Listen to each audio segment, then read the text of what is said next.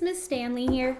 Alrighty, so I wanted to do a quick tutorial for you guys to show you how to set up your simulation. And the simulation is available through the Phet Colorado website, and the link will be posted in your lab. But in order to set up our values, we want to see what variables are available. And the cool thing about simulations is that we can see a lot of variables at once, right? So a possibility would be force value and distance. And size, we may need to change the size, so we're not going to check that box.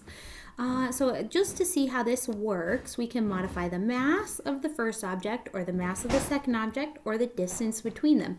And if we remember from our equation from the last 2 weeks, gravitational pull is going to be proportional to the product of the masses divided by the square of the distance between them. But that might be a lot for us just yet, so I think a better way would be to go through this investigation gradually. So some ways that we can modify this is to set the masses. Well, we need to see the data table to see what we need to do. And, here, let me see if I can move it so it's visible to you guys. Alrighty, so yeah, for the first ones, we're going to keep the data table at 1 billion kilograms. So we're going to set both of the masses at 1 billion kilograms. We want to set the mass to a certain value, right, and leave it alone. And that thing that we're going to be changing is the distance, because we want to see the effects of the distance. So the range that the simulator allows us to show is ranging from 2 to 6. So yeah, let's see what happens. All right, actually, whoops. All right, so for the first one, we're going to leave it at 1, and then we're going to modify the distance to be 2.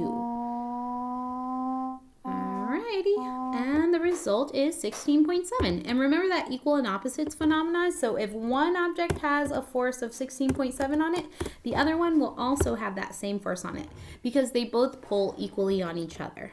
And that's the equal and opposites rule from Newton.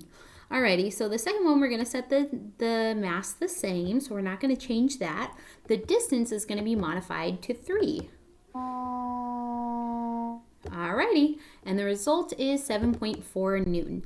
So there's 2 pieces to each of these data points, right? There's the value or the magnitude, and then the other piece of information is the unit. And Newton's is a force unit, actually, also named after Sir Isaac Newton. Alrighty, so at 4, the force is going to be 4.2. And as we expect, right, as distance increases, the force is decreasing. Although there's a specific way, right? We don't know if it's like a linear decrease, a square decrease. Yeah, there's different ways that the graph could be shaped, right? Okay, so yeah, so the next values are 4.2 and so on and so on. So you're going to do the same process to fill in this data table. An independent variable describes like our setup, right? So the independent variable is the predictable thing, right? That goes from 2 all the way to 6, and that's going to be distance in kilometers. The dependent variable or our result is force. So in the next one, there's going to be a little bit fewer hints, but yeah, we'll also go through the work together. Alrighty, so I hope that was helpful.